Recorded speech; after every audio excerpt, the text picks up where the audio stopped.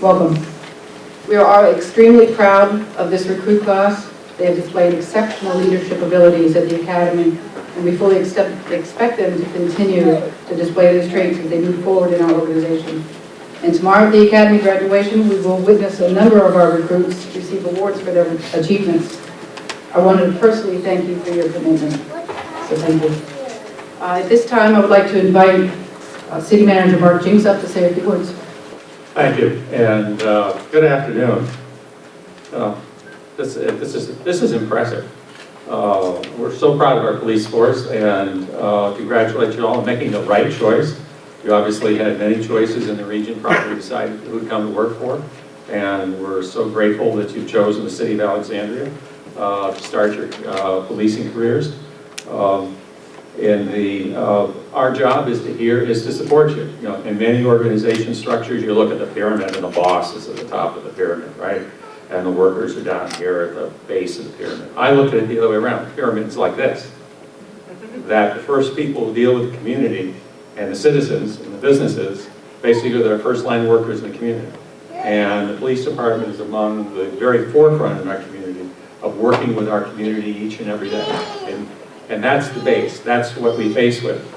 And my job as city manager and the city support staff and the job of the manager police department is basically to support each and every one of you in doing your job.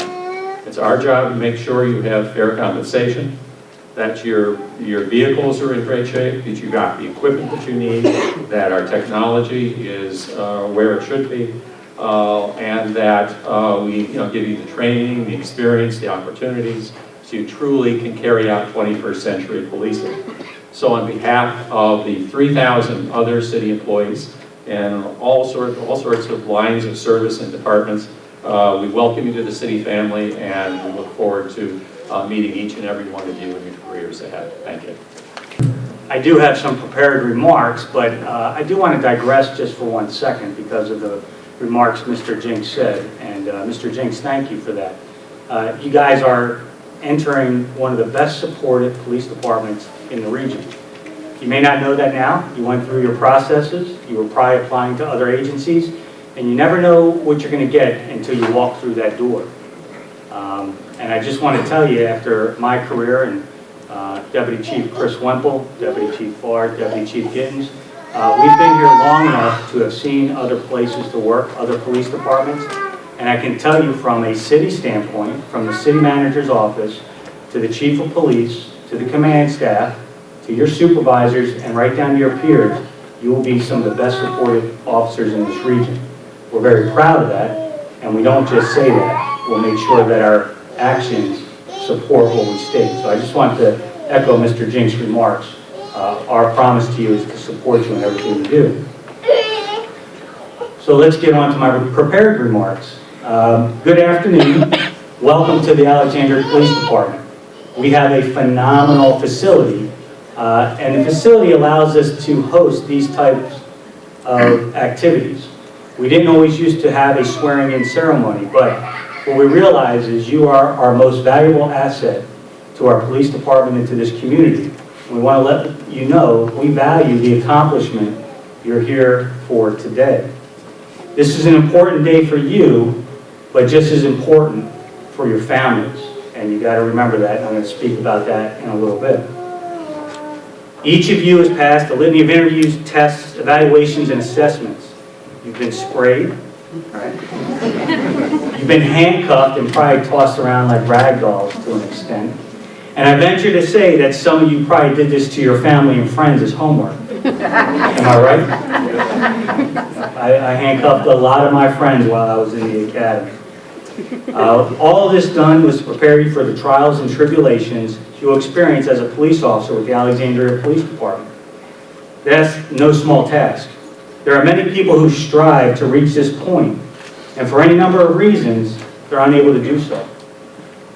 You did it. It's not enough to want to do this job. You have to compete and demonstrate that you possess the qualities and values that have been deemed essential to becoming a police officer. And we saw those values within you. That's why you're here today. These values are memorialized within our police directives, and all of us should be familiar with them. These values guide our work, and they're non-negotiable. There are a total of 9 values that you should be familiar with. And I'm going to start right here. What is value number 1? No, I'm just kidding. Put them on the spot. Don't want to put that much pressure on you. But there are 9 values. And I'm not going to speak about each one of them, but I wanted to highlight number 2 on our list, and that's dignity. We value human dignity in all our interactions with people. We treat all people with courtesy and respect, and we are compassionate and caring. It makes sense, right? Sounds simple. But I'll tell you, it can become very difficult as you go throughout your career, because you will see people at their worst, and you will see people at the most vulnerable. But rather than try and lecture you here today on what dignity is, I want to give you a recent example of dignity. I want to read from you from an email I received last week. It summarizes a series of calls that officers responded to a single residence and assisted a family that was going through severe alcohol issues. I'm going to read an excerpt from these interactions. It was a much longer email, so I had to shorten it just a little bit. So please bear with me as I read. And this is from a husband who was talking about his wife and daughter. During each visit, your officers were calm, professional, and firm with my inebriated wife. They also took the time to smile at our 5-year-old daughter, who was present and awake for some of the calls I made. One officer, after explaining to me that they could do nothing more for us legally, since my wife refused to go with them or the paramedics, also told me about the special city magistrate that could involuntarily commit my wife to a hospital. On June 15th, I had to do just that. The officers who came to pick her up were wonderful, again, firm and unyielding to a diseased and unreasonable person. And they were kind and calming to me. And the long story short, after another 2 tries at inpatient stay and some longer outpatient work, my wife is now on the way to recovery. She has been back home with our daughter and me since right before school started on September 6th. Our daughter, who is in kindergarten, is in a real mommy girl phase. And when I let myself, it makes me cry because I have these deep, horrible fears that from this past year and a half, that our daughter would never have that mommy again. This is the important part. Your officers saved our family and my wife's life. They took such good care of all of us that I could never, ever repay my debts to them. Every time I see an Alexandria police car, I try and catch a glimpse of the driver to see if I might recognize them. This family was treated with the utmost care, respect, and dignity. And in the end, the officers that went to this address saved their lives. We're not always so fortunate to hear the outcomes of these types of interactions. If you were in construction, after a long day's work, you would see the fruits of your labor. But in this work, you don't always get to do that. However, we're fortunate. This person wrote to us, told us about his experience with our officers, and I think you would agree with me, it's a very powerful story. This is the type of work you guys will do each and every day, and the impact which you will never know. The expectations of our community are significant. The knowledge, skills, and abilities you must possess are considerable, and the scrutiny of our profession even more so. With all the expectations of the community on your shoulders, you will be prepared to handle every situation you encounter. You will have the proper equipment, training, and the support from your peers, supervisors, commanders, so that you will be successful as you confront what all of us have in the past. That's my promise to you. And the only thing I ask in return is that you serve your community with integrity and the idea that you can make a difference. You will see and experience some of the worst moments in people's lives, and this will undoubtedly leave an everlasting impression upon you. These moments are part of the reason the job is so interesting, but they can also wear you down. I recently attended the FBI National Academy graduation for Captain Cheryl Mammarella. And Cheryl is here today, so I just want to congratulate Cheryl for that accomplishment.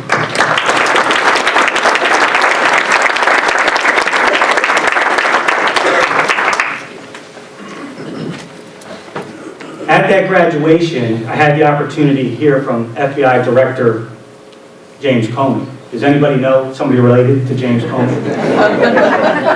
Okay. Okay, I think I can share, can I share that information here? Is that okay? I don't know if it's a big secret, but Director Comey's son will actually be at the graduation tomorrow, graduating from a local police department with these fine men and women. So that's an interesting fact to your class. But anyway, if you've never heard Director Comey speak, he's a powerful speaker. And he shared some experiences with the audience that I think we speak about here. So I'm going to steal some of what he spoke about, but it's stuff we talk about frequently here at the APD. And there's 4 things I want to leave with you. The first is have fun. Did anybody tell you this job is fun? Has anybody said that to you since you're in the academy? Have you guys had fun since you've been in the academy? Is everybody nodding yes? I hope so. The academy's a lot of fun, but I bet you're glad it's over, right? Have fun, but this job is difficult and it's dangerous, but you can have fun. Never forget that. You will work with some great people and a community that supports you. This combination should bring joy, satisfaction, and a sense that you can make a difference. Number 2, sleep. Sounds easy enough, everybody sleeps every night, but you need to make sure you rest your body and mind so that you are fit for duty. At times, this job will make sleep a scarce commodity. Make time to sleep. And Director Comey had a nice little, and if you can find somebody to do that with, even better, right? I think that's what Director Comey said. He was much funnier than I am. Eat well and exercise. Fast food, 7-Eleven, candy, they'll fill an immediate need, but they'll have negative consequences later. We all know that. Make sure you eat well and exercise. I see before me, and I know we're going to hear about it tomorrow, the results of daily exercise. You will feel better, you will handle stress better, and you'll be able to do this job better if you are fit. Don't let your hard work from the academy slip away. Can I say that again? Don't let the hard work from the academy slip away. You're on a nice regimen now, keep doing it, keep exercising. And then finally, take care of your family. This means doing the 3 things I just stated and then some. You will miss birthdays, you will miss anniversaries, you will miss parties, and other very important family events. This is just the nature of police work. Be attentive to your family. Create a work-life balance. Have friends outside of the police department.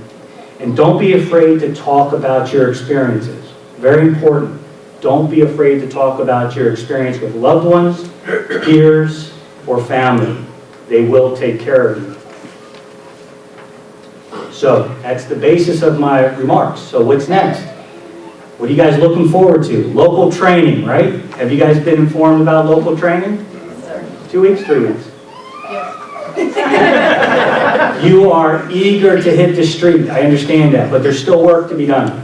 You have to go through local training so we can better prepare you for the job that's in front of you. Be patient. This time will go fast, and before you know it, an entire career will have passed. If you do it right, that career will be filled with memories, it'll be filled with friends, and it'll be filled with a list of accomplishments that reflects the values we adhere to. Congratulations to each one of you. Congratulations to your family. Good luck and stay safe. Thank you.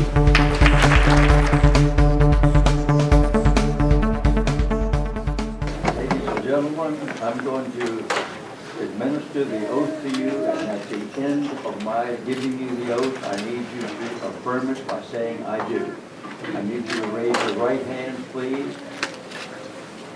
Do you solemnly affirm that you will support the Constitution of the United States and the Constitution of the Commonwealth of Virginia, and that you will faithfully and impartially discharge all the duties incumbent upon you as a police officer for the city of Alexandria, Virginia, according to the best of your ability?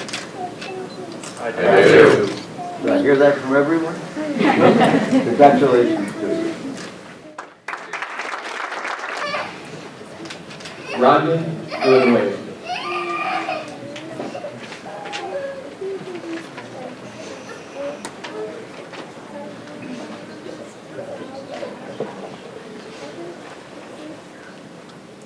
Jamie, Victor.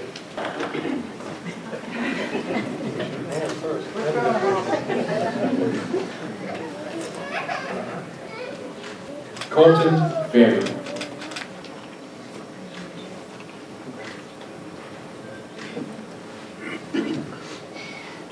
Virgil Usama.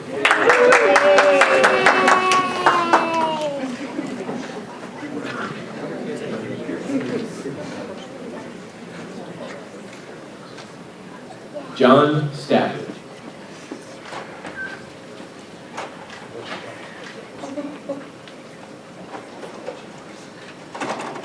Kirill Shivanov.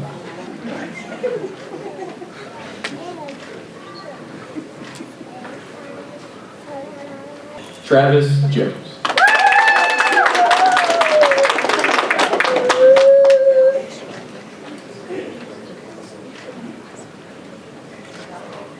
Andrew Herring.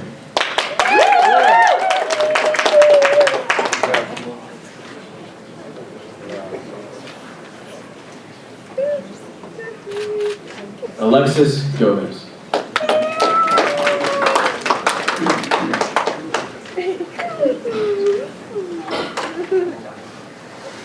Christopher Danielson.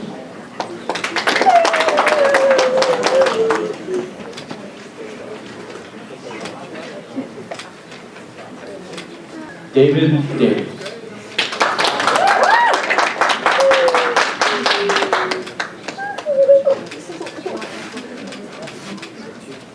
Benjamin Berlin.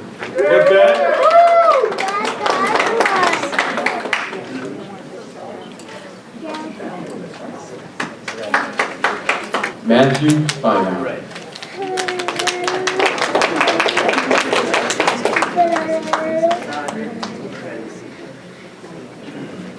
Peter Prunty.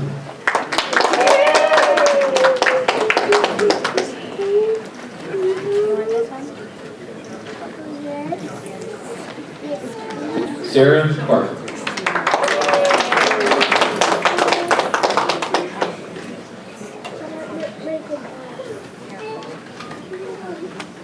Oscar Olin.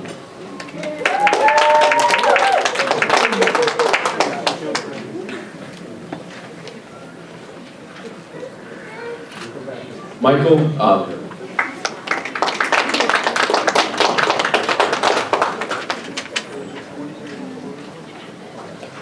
John Morgan.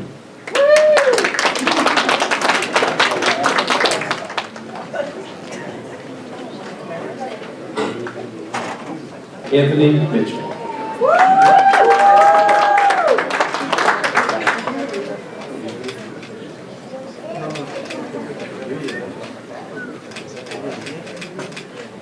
Westrid Mackey.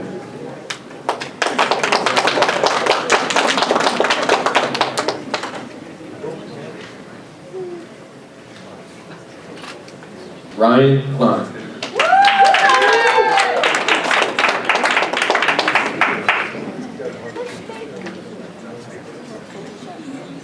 Justin Zachariah.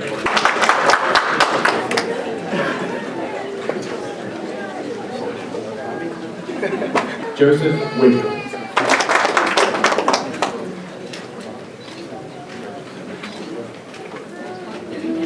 Suzanne Watts.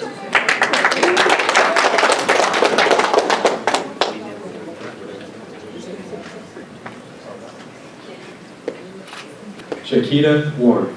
Yay, that's my niece from Florida. Sorry. Jacob Walker.